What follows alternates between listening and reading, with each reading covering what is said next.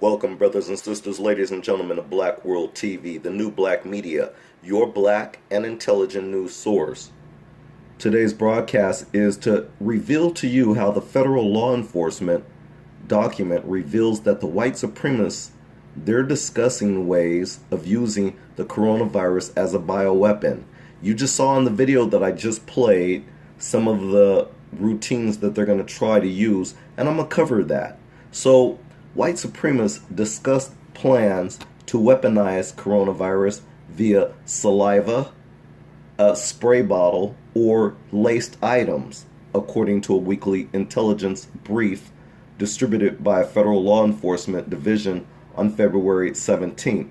Here it is now, March 22nd, and we're just now learning this of an intelligence brief that was distributed by Law Enforcement Division on February 17th.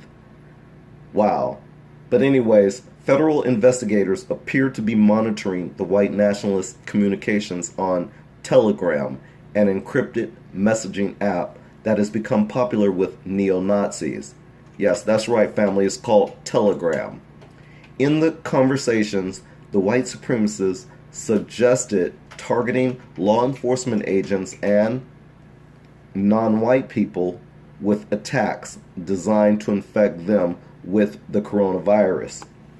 Violent extremists continue to make bioterrorism a popular topic among themselves, reads the intelligence brief written by the Federal Protective Service, which covered the week of February 17th through the 24th. Quote, white racially motivated violent extremists have recently commented on the coronavirus, stating that it is an obligation to spread it should any of them contract the virus, unquote. Yes, you heard that right here on Black World TV. If you can take a moment to please like and share this video, I'd appreciate it. I'm going to read that again to you, family. They're saying that the white, racially motivated, violent extremists have recently commented on the coronavirus, stating that it's an obligation for them to spread it should any of them contract the virus. So they're going to do it through saliva, a spray bottle, or possibly laced items, as I mentioned at the beginning of this broadcast. So the Federal Protective Service, part of the U.S. Department of Homeland Security, is a law enforcement agency responsible for protecting buildings owned or leased by the federal government. The intelligence brief, marked for official use only, noted that white supremacists, read degenerates, suggested targeting law enforcement and minority communities, with some mention of public places in general. According to the document, the extremists discussed a number of methods for coronavirus attacks, such as spending time in public with perceived enemies, leaving saliva on door handles. Did you hear that, family? I know you heard what I said. Leaving saliva on door handles at local FBI offices, spitting on elevator buttons, and spreading coronavirus germs in non-white communities and neighborhoods. The February document appears to show that at least some white nationalists were already taking the threat of the coronavirus seriously at a time when some in government were downplaying the threat. On February 26th, Trump said that he expected the cases to go down to zero in the United States in a couple of days. Well, family, I have to pause for a second. We're not surprised that the orange man in the White House would actually say something so ignorant. but nonetheless, that's your president. So the Washington Post reported on Friday that intelligence agencies were issuing ominous warnings about the virus in January and February. Well, I don't think we heard those warnings, did we now, family? The Department of Homeland Security did not respond to requests for comment. According to the Federal Protective Service intelligence brief, the discussion of spreading the coronavirus occurred in a channel on the app Telegram that is devoted to the siege culture philosophies of neo-Nazi author James Mason and accelerationism. Did you hear that word? Accelerationism. Mason wrote a series of newsletters titled Siege in the 1980s that advocated for acts of racial terrorism in order to hasten a war that would cause the breakdown of society.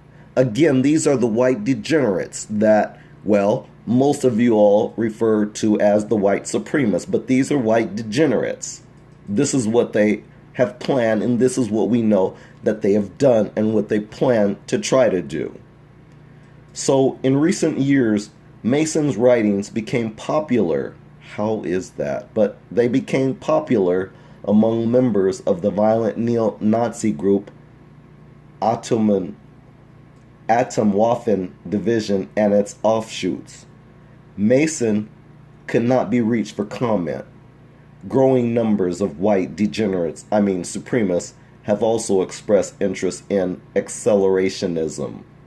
They're using that word, accelerationism, which involves advocating for extremist attacks, which with the express goal of provoking a larger societal conflict. You know, I think our intelligence community, for a second I'm going to pause for it on that. I think our intelligence communities, the FBI and other agencies that do their jobs and do the right thing by stopping a lot of these activities by these white extremists. I'm very grateful and thankful as an American that we have people concerned and are looking out for the well-being of the overall society. But anyways, Nick Martin, who is the editor of The Informant, a newsletter focused on hate and extremist groups, and a former investigative reporter at the Southern Poverty Law Center, told reporters that multiple newer neo-Nazi groups with younger members have brought Mason to prominence. Quote, there's a whole branch of neo-Nazism that follows James Mason's writings and uses his work as kind of their Bible. Atomwaffen is part of that, but there are multiple groups that would fall under the same category, Martin said.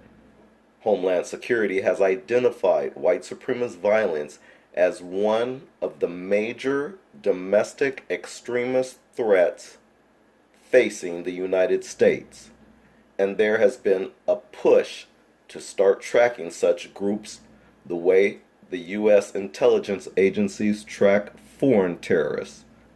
Atomwaffen's division has made headlines because of multiple criminal cases involving the group's leadership. Martin, who has written extensively about the group, said some of his sources believe there is a possibility followers of Atomwaffen or similar groups could try to take advantage of the coronavirus pandemic. You heard it here at Black World TV, the new black media. Quote, there is a big concern right now, including from people who work in counterterrorism, that it's an opportune time for these accelerationist groups to strike, Martin said. So you see, family, this is very eye-opener how extremist groups like these white neo-Nazi racist groups, how they're going to try to use a virus like the coronavirus, a pandemic, how they're going to try to use that against the rest of mankind.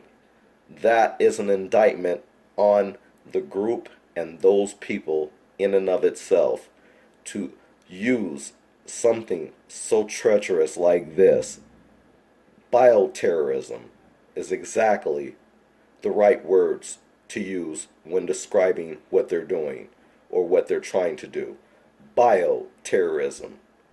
So anyway, family, I thank you for your time. Thank you for listening. Thank you for watching. Again, please give this video a thumbs up, like, and share. We'll talk to you in the next video.